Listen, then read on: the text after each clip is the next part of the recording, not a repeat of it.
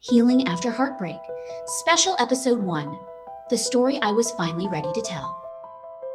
Some heartbreaks change our lives. Some heartbreaks change who we believe we are.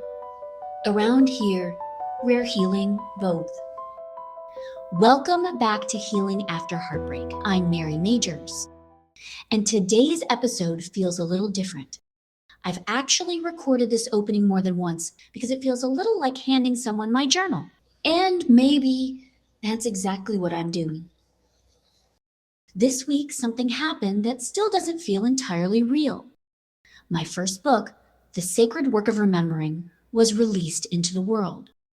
Since then, people have asked me how long it took to write, why I wrote it, and what it felt like to finally hold it in my hands.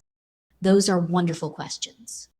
But today, I don't really want to talk about publishing. I want to tell you about becoming. So, can I tell you a story? Because this book didn't begin when I sat down to write it. It began years before that. It began in journals I never imagined anyone else would read, in voice memos recorded after difficult days, in notes scribbled in the margins of books, in prayers whispered when I didn't have better words, in therapy sessions, on long walks, and in those quiet moments when something finally made sense. For years, I wasn't writing a book. I was just trying to survive. I just didn't know survival was quietly becoming a story. One afternoon, about 6 months ago, I spread everything across my dining room table. At first, it just looked like chaos. Yellow legal pads, dog-eared notebooks, sticky notes, voice memos, margins filled with thoughts I'd completely forgotten I'd written. And somewhere in the middle of all those scattered pieces, something shifted. I realized I wasn't looking at fragments anymore. I was looking at my life, spread out in front of me. All those years suddenly belonged to the same story.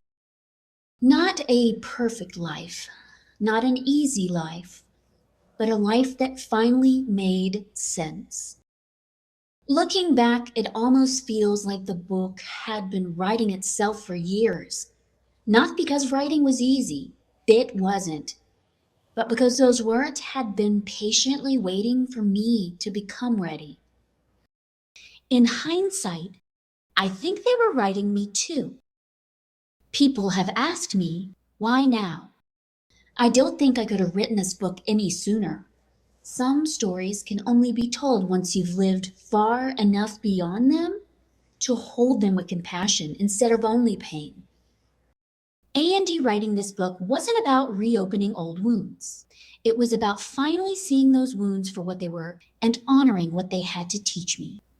It was about saying, this is my story. It isn't perfect, it isn't pretty, it isn't the story I would have chosen for myself, but it's the one I've been given. And maybe, just maybe, someone else will find pieces of themselves inside it. I'll also be honest. Writing this book asked more of me than I expected. It required a kind of humility I wasn't prepared for. Because there's moments when you realize people are going to know things about you, things you spent years quietly carrying. I knew some people would misunderstand parts of my story, but I decided to tell it anyway. Because courage isn't waiting until you're no longer afraid. Courage is deciding that honesty is more important than hiding. People often ask me what the title means. The Sacred Work of Remembering. When I first chose that title, I'm not sure I completely understood it myself. Today, I think remembering means something different.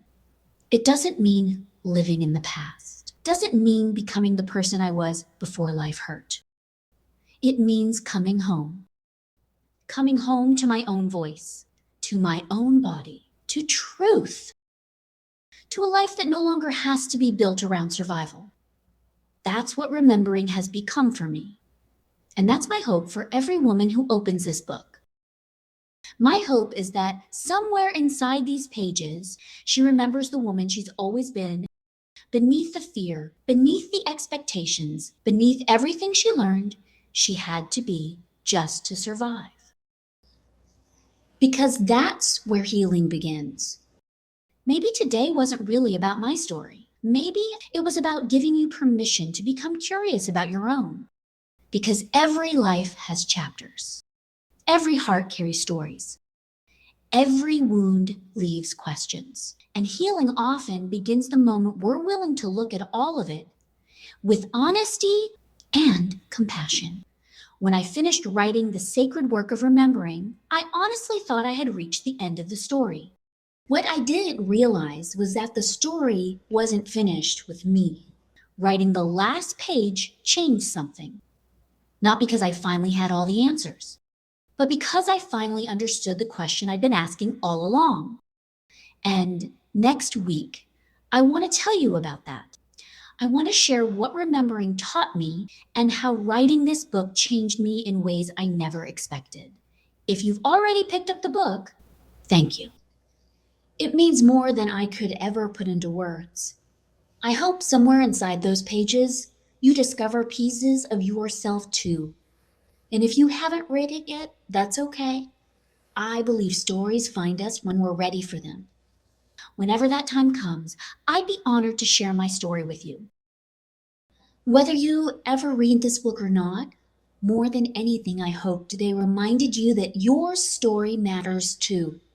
Not because it's perfect, and not because every chapter has a happy ending, but because it's yours. And maybe the parts you've wanted to hide are the very places where healing has been quietly waiting for you.